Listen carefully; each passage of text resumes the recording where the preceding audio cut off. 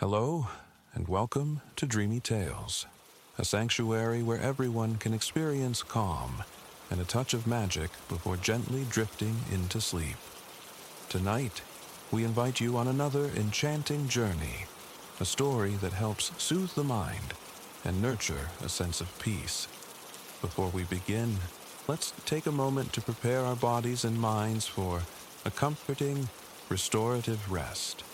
Make yourself cozy, and with each slow inhale and long exhale, let the cares of the day gradually slip away. It's not always easy to step back from the day's demands, especially as night falls.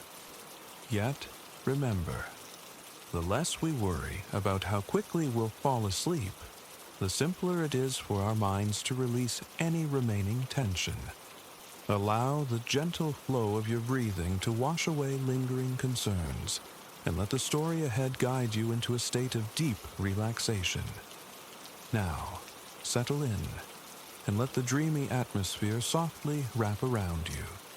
Enjoy this story, and may you drift into a peaceful, restful slumber here on Dreamy Tales.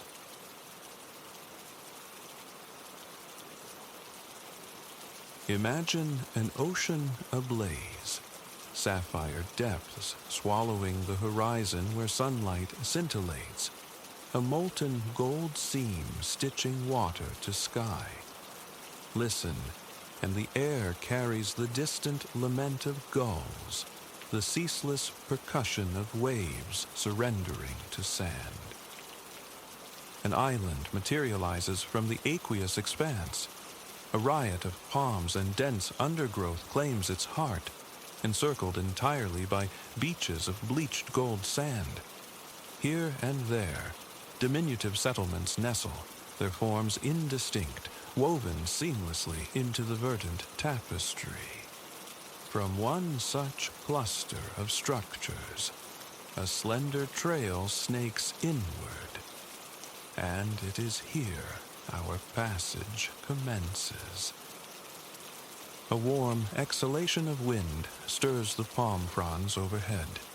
Your gaze ascends, captivated by the play of light on the tattered leaves, shifting from burnished gold to profound green as they sway.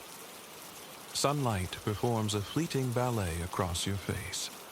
You lift a hand to shield your eyes. A shimmering luminescence imbues everything with an ethereal quality, suspending you, it seems, outside the river of time. Here exists only you and the elements, intensely alive, saturating every instant.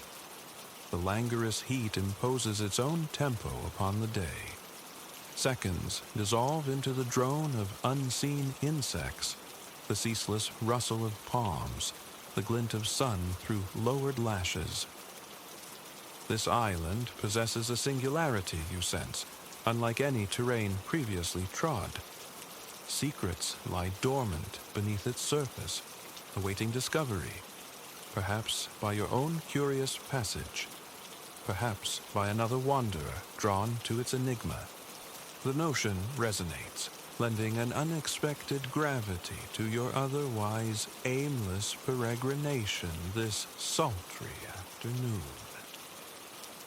The path ahead meanders, threading through the towering palms. Brittle, yellowed fronds, shed from above, accumulate in drifts flanking the narrow way. Occasionally, one strays onto the trail, yielding beneath your step with the sound of thick, waxed parchment crumpling.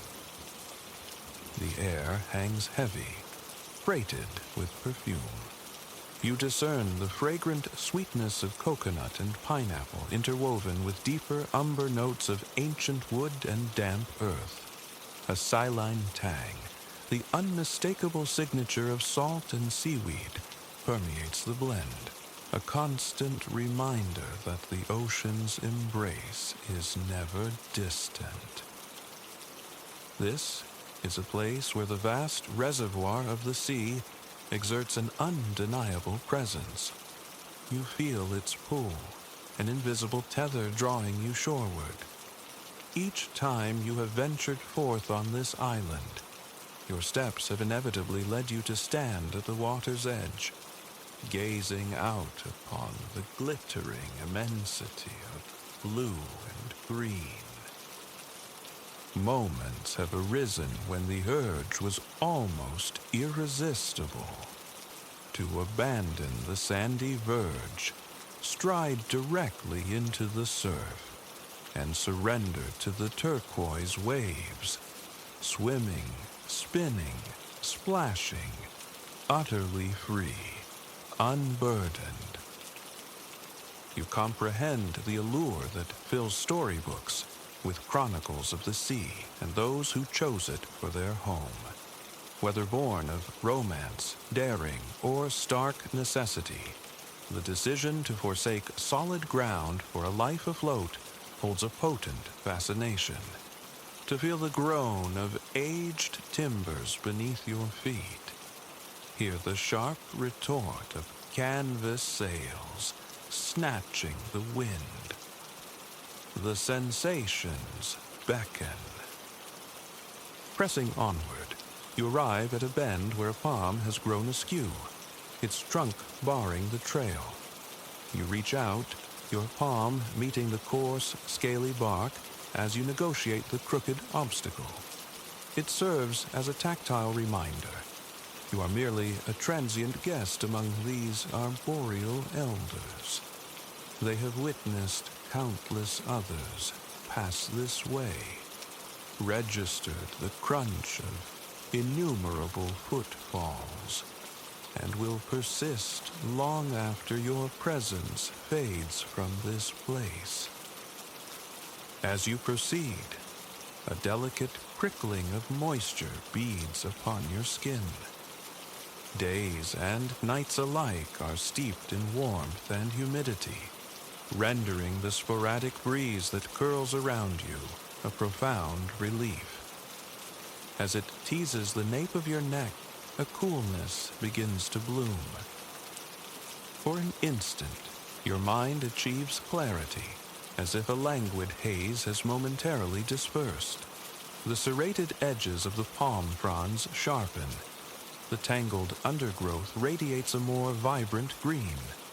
A fly buzzes past, its sound distinct and immediate, mirroring the resonant electric thrum of insects, orchestrating their symphony within the trees. Beneath this chorus, you perceive the rhythmic cadence of your own heart. Close your eyes. Focus. Absorb the myriad lives finding sanctuary from the fierce sun beneath this protective canopy. Your own pulse, the insectile hum, the rustle of a small creature moving in the distance, the cry of a gull, the faint echo of human presence. The breeze subsides. The dreamlike trance resettles. The muggy warmth enfolds the trees like a thick blanket, muffling thoughts and sounds anew. It is you and the elements, vibrant yet subdued. Your feet continue their journey, navigating the gentle undulations of the path. Now and then, a palm frond disintegrates under your shoe, or a patch of loose earth shifts slightly with your passing. Your gaze drifts indolently from tangled roots to dense foliage, to a sliver of azure sky glimpsed through the canopy, to a mound of damp leaves and decaying vegetation gathered at the base of a trunk. Time flows thus, measured by your passage through the whispering palms. Then, the trail delivers you to a dense congregation of trees. They stand shoulder to shoulder, so tightly packed that the world beyond them is obscured. You halt, pausing for a moment, allowing your other senses to assume precedence. Closing your eyes, you inhale deeply. The familiar bouquet arises: pineapple and coconut, sodden leaves, earth, seaweed, yet the brine is markedly stronger here. Your senses quicken to the salt. A new sound infiltrates the buzzing stillness of the palm forest, the rhythmic crash and sigh of waves upon a sandy shore. The beach must be near. Looking forward, you discern a V-shaped aperture between two adjacent palms, an opening just wide enough to permit passage. Bracing your hands against the rough trunks flanking the gap, you maneuver through, pushing aside the encroaching vegetation that guards the threshold. Beyond the screen of greenery, a breathtaking panorama unfolds. A gloriously windswept beach. Golden sand extends in either direction, stretching towards infinity. Directly ahead, cerulean depths surrender to white-crested waves that tumble onto the mutable sand. An eternal choreography of advance and retreat. You descend towards the waterline.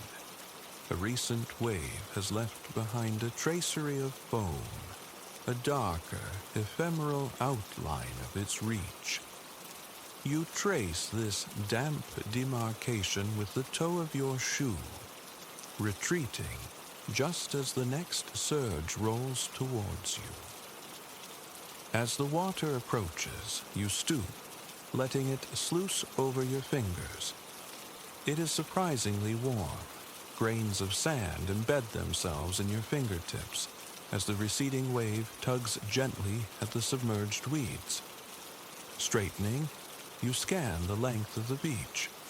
Far in the distance rests a large, dark silhouette upon the shoreline. Shielding your eyes, you strain to discern its features, but the distance renders details elusive. Curiosity becomes your compass, urging you onward.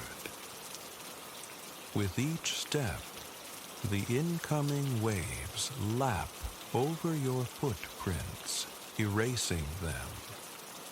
To an unseen observer, it might appear as though you materialized directly from the sea itself, rather than emerging from the palm forest. You find yourself falling into synchrony with the cadence of the waves. The air here possesses an invigorating quality, a stark contrast to the heavy stillness beneath the trees. A sea breeze ruffles your clothing, evaporating the moisture from your skin, bringing a pleasant coolness.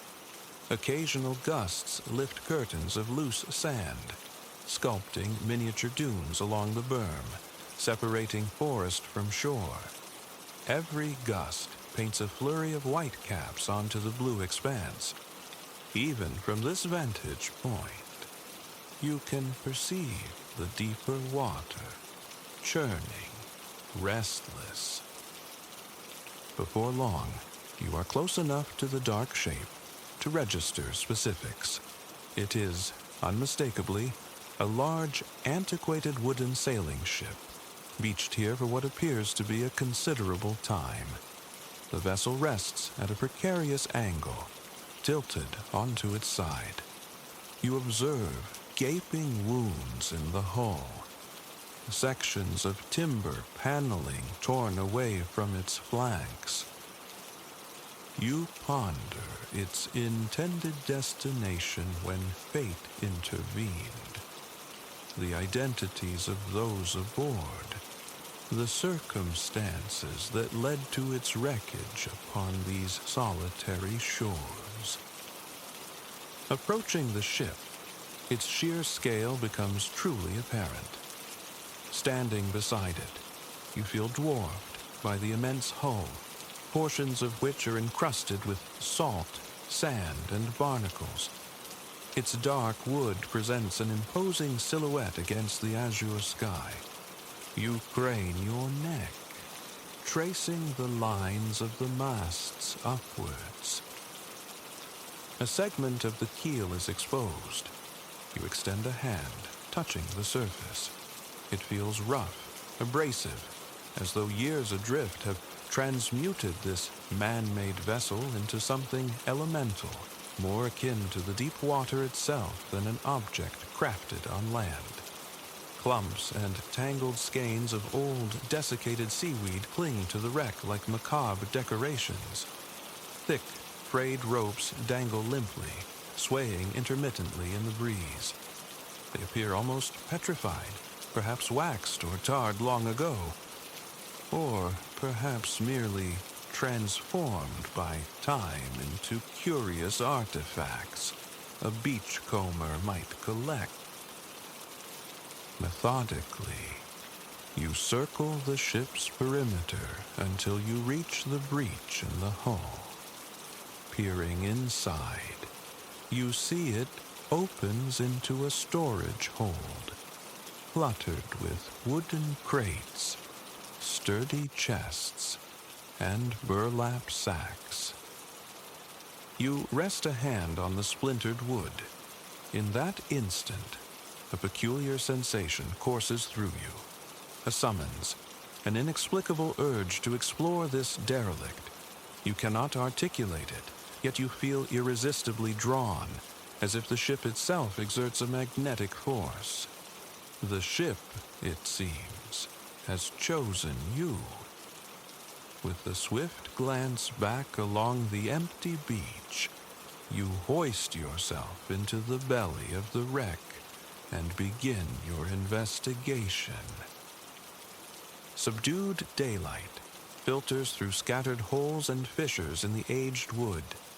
The air within the ship is stagnant, thick with dust. Paradoxically, it feels drier here than outside, despite its exposure to the elements. You detect faint, lingering aromas, perhaps of spices or dried vegetables, maybe straw, and a distinct, sweet, burnt sugar fragrance reminiscent of grains and caramel. Most crates and chests are secured with heavy iron padlocks, but you manage to peek inside a few of the sacks. Their contents have largely vanished, claimed by time or tide.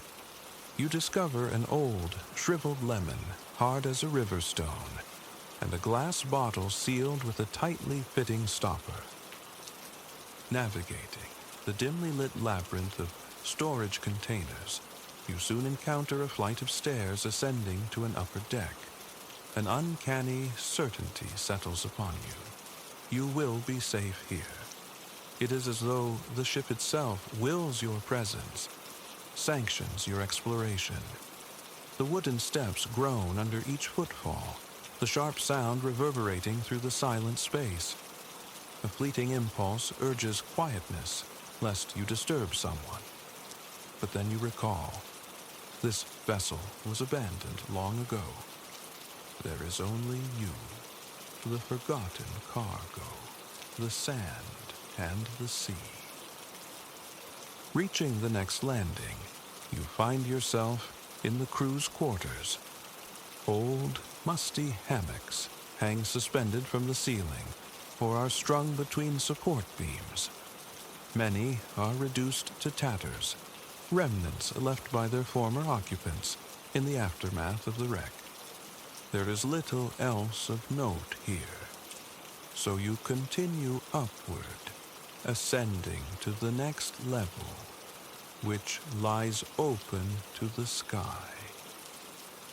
The bright sun feels both welcome and jarring after the ship's shadowed interior, but your eyes swiftly adjust. You take your time, meandering across the weathered deck. You locate the ship's wheel. The stout wood is aged and cracked, yet standing there, one hand resting upon it, gazing out towards the sea, evokes a powerful sensation, as if you are the captain of this vessel, or perhaps the helmsman. The thought prompts reflection. Who were these individuals? What narratives did they carry? From whence did they hail? Where did they ultimately go? Perhaps these answers will forever remain elusive. Surprisingly, the masts still stand, largely intact. Crafted from sturdy tree trunks, they possess an impressive straightness you note with admiration. A gentle fluttering near the base of one mast captures your attention. Intrigued, you move closer. It could be a fragment torn from a hammock, or perhaps a piece of sacking. But as you approach, you recognize it as a swatch of black fabric rippling in the breeze. Carefully, you lift aside the coils of rope and a pair of heavy metal hooks that lie upon the fabric, maintaining a firm grip on the cloth itself to prevent it from being snatched away by a gust of wind. Once it is free, you use both hands to unfurl it. What it reveals steals your breath. There, stark against the black background, stares a white skull surmounting crossed bones. As the realization crystallizes, pirates, a sudden gust wrenches one side of the flag from your grasp. For a fleeting moment, it streams horizontally, just as it would have flown atop the mast, snapping defiantly in the warm breeze. The skull appears to grin mockingly as it dances on the wind. You envision spying this flag through a telescope as the ship bears down upon you. Then, a different image surfaces. Sailing beneath such an emblem, the grinning herald of your arrival on any new shore. The wind abates, and the flag hangs limply in your grasp once more. You fold it with care, replacing it beneath the hooks and ropes. There is somewhere else you must find now, the captain's quarters. It doesn't take long to locate the door. Pushing it open, you step into what were clearly the most comfortable accommodations aboard. Light cascades through the slanted stern windows, illuminating the captain's large wooden desk. A fine patina of dust coats most surfaces, and tiny, wind-drifted piles of sand have accumulated in the room's corners. The wooden floorboards, though weathered, retain an air of elegance, as do the tarnished lighting fixtures and the various nautical instruments scattered about. Upon the desk lies a stack of papers. You leaf through them gently. The pages are uniformly yellowed with age, many already brittle and crumbling at the edges. You discern lists of goods, ports of call, and what might be a crew or passenger manifest. Whether these documents belonged to the pirate captain or a predecessor, you will likely never ascertain. Leaving the desk, you move towards a window seat overlooking the stern and the deep blue expanse beyond. Were you the captain, this is where you would choose to spend your time. You reflect, dreaming of new horizons, contemplating adventures long past or those yet to unfold. Leaning against the seat, you feel something solid behind you. Reaching back, you retrieve a long cylindrical wooden case. Carefully, you unscrew the two halves of the case and extract the rolled parchment concealed within. As you unroll it, revealing its contents, a profound sense of understanding washes over you. This is what the ship intended for you to find. In your hands lies a beautifully rendered map. Studying it closely, you realize it does not depict some distant, unknown land as you might have initially suspected. It appears to be a map of this very island, and there, positioned just inside the tree line, not far from your current location, is a bold, dark X. X marks the spot. For what, precisely, you are uncertain. But an intuition tells you that you are meant to discover the answer. Glancing around the cabin, your eyes alight upon a long-handled shovel leaning against one wall. An incongruous item for these quarters, you muse. Or perhaps not. Perhaps this map was the very reason this ship journeyed to this island all those years ago. Perhaps the crew was preparing to venture ashore, to seek whatever lay hidden in the forest, when disaster struck, wrecking their vessel. Somehow, in the ensuing chaos, the map was left behind, along with the shovel. With a final look out the window, you turn, rise, and take hold of the shovel as you exit. Back on the open deck, you pause, marveling once more at the stark beauty of this derelict ship. In its prime, it must have been a spectacular sight, you imagine. Bustling with activity, alive with sound, sailing beneath the watchful gaze of the black flag. Carrying the map and shovel, you descend the stairs, past the crew quarters, and down further into the shadowed recesses of the ship. From the storage hold, you carefully navigate back to the damaged section of the hull and climb out.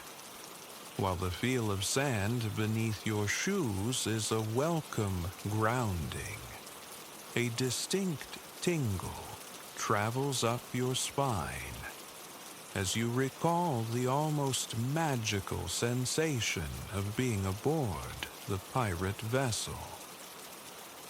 Consulting the map, you locate a small dotted line leading into the forest, originating between two distinctly crossed palm trees.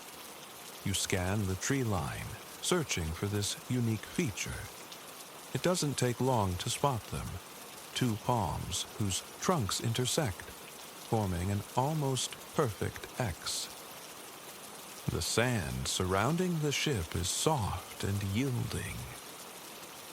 Your feet sink slightly, sliding down the sides of miniature drifts, leaving deep impressions. Nevertheless, you quickly reach the berm that delineates the boundary between beach and forest. Stepping up onto it, you find yourself on firmer ground, littered with pebbles, twigs, and desiccated palm fronds. You follow the tree line until you stand before the pair of crossed trunks. Bending slightly, you pass beneath the point where they intersect, as if stepping through a mystical portal. A small marking on the right-hand trunk catches your eye. Carved into the bark is a miniature circle positioned above an X, resembling a simplified skull and crossbones. You are undoubtedly on the correct path.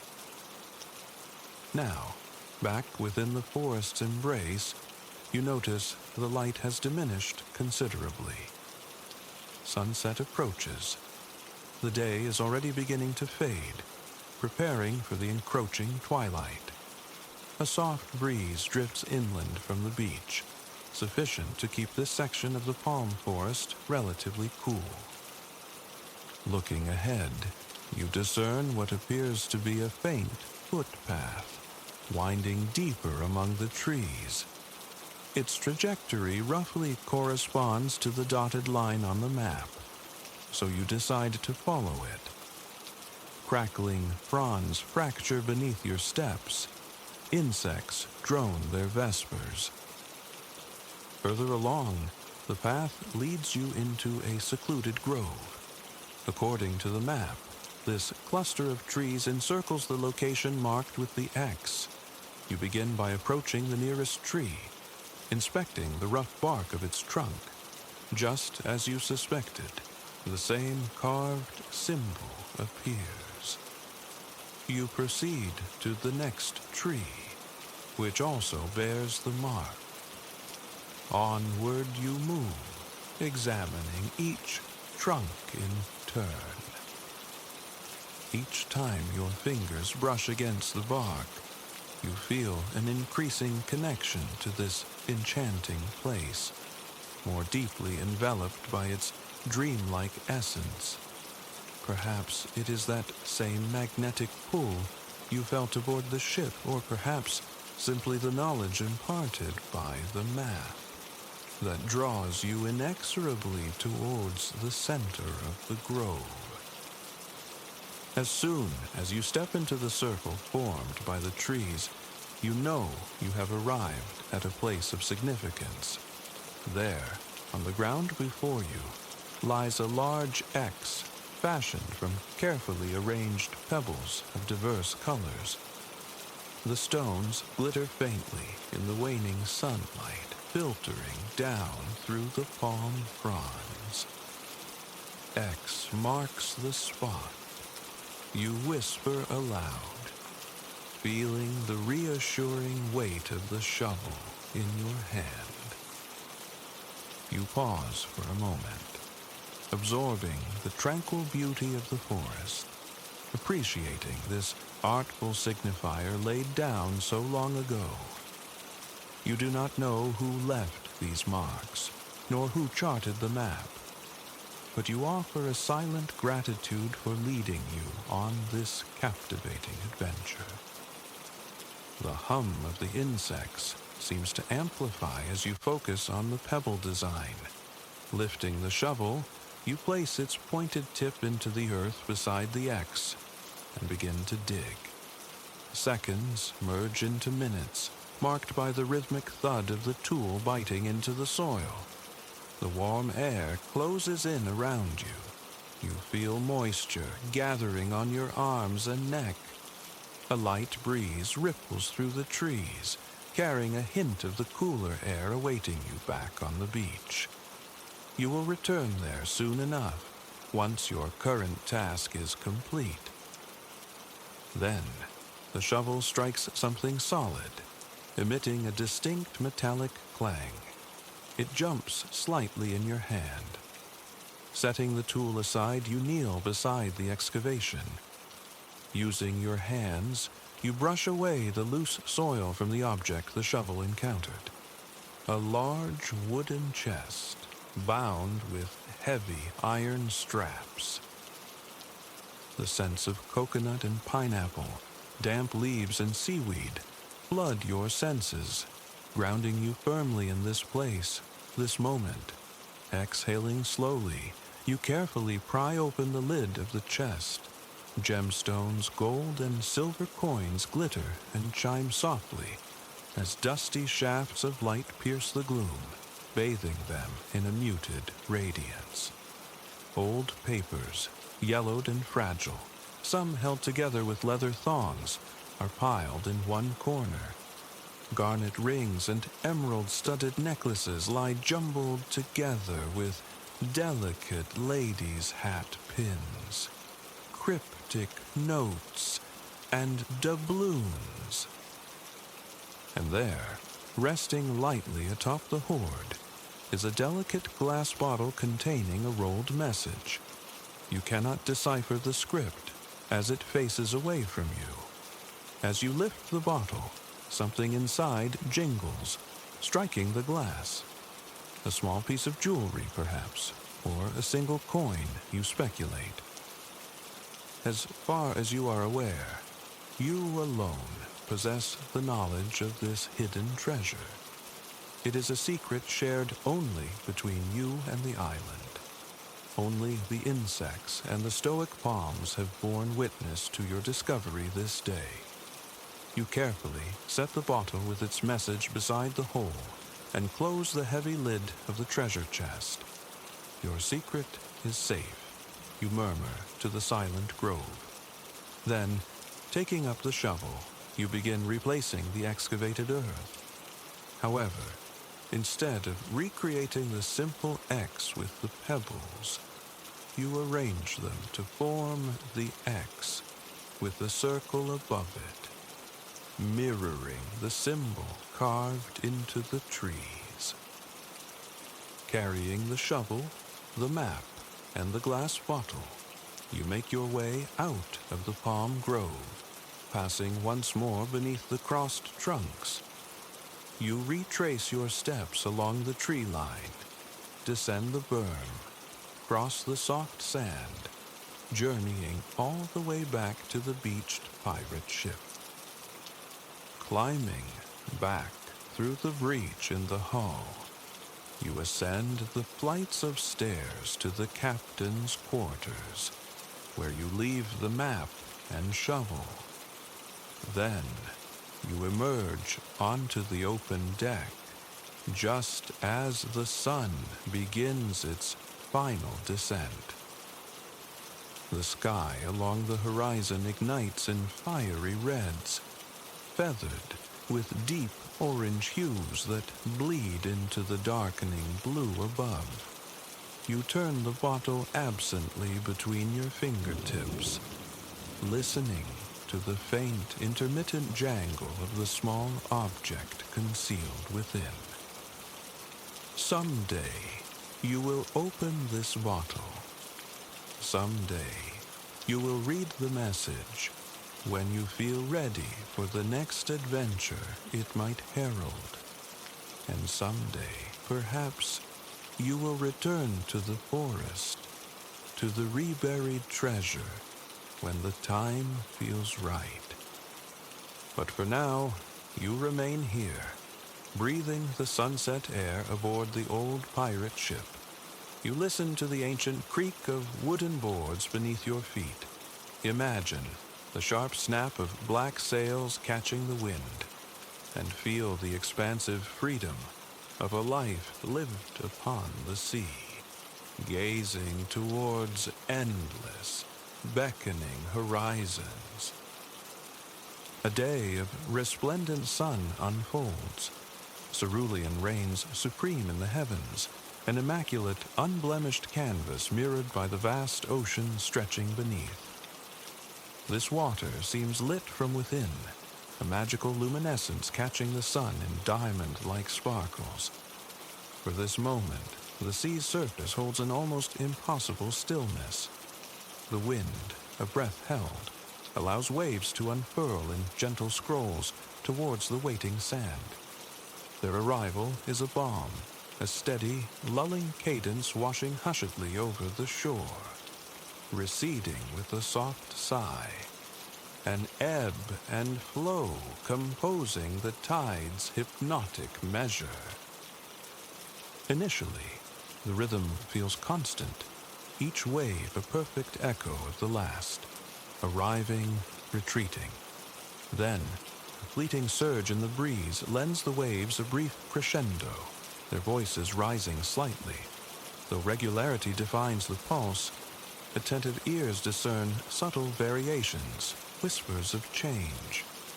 For the ocean is a nexus, inextricably bound to sand, to air, to every creature dwelling in its embrace. Thus, its seemingly monotonous song holds the potential for infinite rearrangement, A mere shift in the wind's whim, like a conductor's nuanced gesture, can reshape the symphony, roughening the waves to a roar, before calming them once more to a murmur, altering the sound in ways only its denizens truly perceive. High against the azure, Kalen, a gull, carves slow circles in the air. He is intimately familiar with the ocean's moods, its sonic tapestry. His gaze sweeps the water, seeking the precise instant to plunge towards sustenance, and the surface lies placid, revealing a flicker of life beneath. He will descend. With vision spanning miles, Kalen, wheeling high above the tranquil sunlit water, anticipates an easy hunt. He seeks provision for his newly hatched brood, nestled high on a cliff face under the watchful eye of Lyra, his mate. She is more than mother. She is his partner for life, a fidelity rare beyond their kind. Kalen hopes for fish, silvery flashes for his family, or perhaps the stubborn bounty of clams or mussels. These demand ingenuity. He has mastered the art of dropping their hardened shells from altitude onto unforgiving rock until they yield their succulent prize. A worthy effort for such a delicacy. Drifting further along the coastline, Kalen's focus remains unwavering on the depths below. Then, a tremor of movement, a glint of color just beneath the skin of the sea. He knows these pale, quicksilver forms. A sharp cry of discovery pierces the air. Directly below, an immense congregation of fish pulses. Abundance not just for his own family, but for the entire colony. Moments later, drawn by his exultant calls, fellow gulls converge, answering with their own expressive squawks until the air vibrates with their chorus. On clear, calm days like this, their calls travel far, echoing for miles along the shore. Though famed for their boisterous nature, gulls employ sound with purpose. They are intelligent, intensely social beings, wielding a complex lexicon of vocalizations and gestures to commune within the colony. This dialogue commences even before hatching, an unborn chick's faint peep summoning parental attention, eliciting a soft, mewling response, a form of avian baby talk. Courtship sounds possess a similar gentleness, contrasting sharply with the loud, trumpeting declarations needed for territorial disputes or wooing rituals. Humans strain to translate these cries. This territory is mine, perhaps, or expression of sheer elation. Yet the nuanced intricacies remain a language known only unto the birds. This gathering flock oscillates between excited chatter and long, plaintive wails. Soon, others will arrive to share the feast. But now belongs to the spotter. Kalen, having first spied the prize, prepares to claim his reward. He waits, patient until the fish shimmer clearly beneath the waves, then commences his swift descent. Down, down, down he plummets towards the surface. Gulls breach the water, yes, but briefly, just long enough to snatch their quarry before bursting back into the sky. This brevity is fortunate for the fish dwelling deeper. Down here, tranquility reigns. Fish drift with languid grace, some barely stirring, surrendering to the gentle sway of the currents, rocking softly back and forth. Venturing further from shore into the sun-dappled shallows, a majestic coral reef materializes. Sunlight filters through the water, painting shifting mosaics upon the intricate structures. Tiny, iridescent gobies flit through the vast golden architecture. Larger fish, canvases of brilliant hue, glide with serene, slow-motion elegance. The reef's inhabitants wear every shade of the spectrum, from fiery orange to electric cyan. As they navigate the coral labyrinth, some move in utter silence, while others emit hushed whispers of sound. Certain fish release bubbles that ascend with soft, popping sighs. Others ripple through the water, their supple bodies generating delicate swishes with flicks of their tails. These are quiet, incidental noises, starkly different from the gull's constant clamor. At first glance, each fish seems encased in its own silent world, oblivious. One glides past another, separated by less than a fin's breadth, yet neither acknowledges the other's presence, like focused commuters during rush hour, intent only on their path. But this apparent detachment belies a deeper reality. Fish communicate through a myriad of channels. Some are silent signals, subtle electrical pulses, or the release of chemical pheromones. Light and color serve as messengers during courtship, with flashes or shifts to brighter or darker shades. For collective movement, body language is paramount. Fish respond instinctively to gestures, enabling vast, synchronized schools to travel safely and forage efficiently.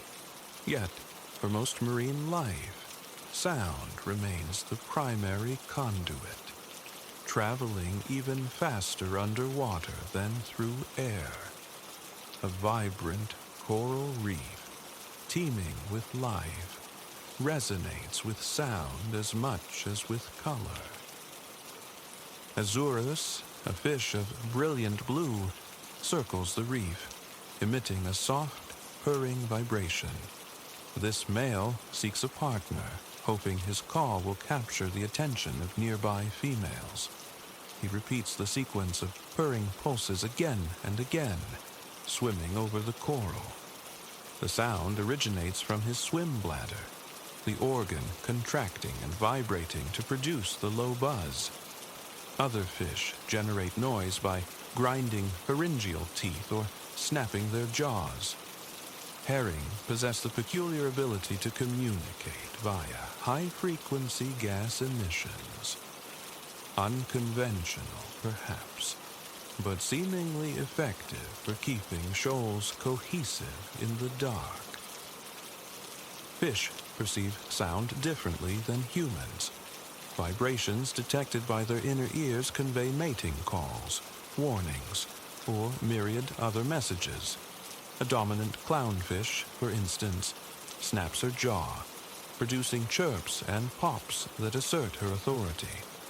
Some deep-sea dwellers croak in baritone, serenading potential mates kilometers away.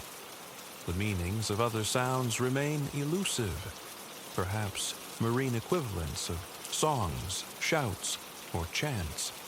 Their true significance, however, might be a secret, guarded by the fish themselves. Scientists strive to decipher these communications, along with the enigmatic sounds of other sea creatures. Plans exist for a virtual catalog. The Global Library of Underwater Biological Sounds, aptly acronymized GLUBS, to monitor the ocean's acoustic landscape, from humming fish to squeaking manatees. Perhaps some fish even communicate with globs, alongside their purrs and croaks. Countless intriguing sounds surely await discovery in the vast, unexplored ocean. Beyond the reef, farther from shore, another lively exchange unfolds. Two bottlenose dolphins, Coralia and Echo, slice through the luminous water, punctuating their passage with exuberant clicks and whistles. This mother and daughter pair explore together, hunting fish. Like their prey, dolphins employ diverse communication methods. Tail slaps or forceful exhalations through blowholes often signal warnings. Synchronized movements convey solidarity. They can also send messages through bubble clouds and breathtaking aerial leaps. And then, undeniably, there are the sounds. Coralia and Echo maintain constant, noisy contact, expressing themselves through high-pitched whistles. They recognize each other at a distance by sound alone. Each bottlenose dolphin possesses a unique signature whistle. A mother repeats hers during pregnancy, teaching the melody to her unborn calf. The young dolphin, Echo in this instance, spends her first year refining her own personal call, influenced by the adults in her pod. Once perfected, this unique sound becomes her lifelong identifier, used for sharing information and socializing. It is her personal theme song. As the pair spirals downwards, Coralia emits her signature whistle, a long, vibrating squeak that resonates through the water. Echo responds, not with her own call, but with a flawless imitation of her mother's. This affectionate mimicry, rare in the natural world, speaks volumes about the unique, profound bonds within dolphin families. The connection between mother and calf is especially close and enduring. Echo will remain by Coralia's side for several more years, learning the arts of hunting and survival. Even after achieving independence, she will stay within the pod, periodically rejoining her mother for swims. For now, though, they are inseparable. They venture deeper, whistling lovingly, entwined in a graceful aquatic dance. Reaching their limit, they turn back towards the light, towards friends and family in the pod. As Coralia and her calf ascend, their joyful clicks gradually diminish, becoming imperceptible to the inhabitants of the lower depths. Silence settles, yet not absolute stillness. A new sound emerges, a melodic moan, swelling in volume, haunting and profound. This is the song of Orion, a humpback whale. The adult male journeys in peaceful solitude, performing complex vocalizations that can stretch for 20 minutes or more. It is a low, ethereal resonance, audible hundreds of miles away. The beauty of the sound is amplified by the enigma surrounding its purpose. Scientists remain uncertain why humpback whales sing, or why their songs possess such intricate, lengthy structures, often composed of multiple sections or phrases varying in frequency and volume. These patterns repeat, sometimes for days on end. Orion sings elaborate, self-composed melodies on a loop, for reasons unclear. Perhaps they are mating calls, territorial declarations, or perhaps, like humans, they create music for sheer pleasure. Whatever the motivation, the whales sing throughout their lives. These extraordinary compositions evolve over time. A whale might even share its song with another unrelated individual who learns parts of the harmony, a marine form of cultural exchange, one whale adopting phrases from another. Orion continues his slow, plaintive song as he ascends towards the surface. Even as he rises, the water remains dark. Night has descended. the moon casting a silvery sheen that barely penetrates the surface. The ocean is tranquil, the whale's song the only distinct sound. His harmonies intensify, reaching a crescendo, and then finally, silence falls. His powerful vocal cords require respite. It is time to rest, to breathe. Orion breaks the surface, his massive head emerging from the waves. He draws a deep draft of the cool night air through his blowhole. Unlike humans, whales are conscious breathers. The act requires deliberate intent. Thus, sleep occurs near the surface, not in the crushing depths. Sleeping postures vary. Sperm whales nap vertically in pods, suspended beneath the surface. Orion, weary from his long swim and equally long performance, feels drowsiness claim him. Floating gently, he closes an eye, finally surrendering to rest. Tonight, quietude blankets the ocean. Orion's song has ended. The dolphin pod sleeps near the shallows. Fish rest amongst the moon-silvered coral. High on the cliff, Kaelin, Lyra, and their chicks huddle together in the nest, lost to slumber. The sole remaining sound is the ocean's own breath, the soothing rhythm of the waves. The tide creeps shoreward, water flowing over sand, then receding, in and out, as if the sea itself draws deep, slow breaths. With each gentle surge, the ocean lulls its marvelous creatures into deeper sleep.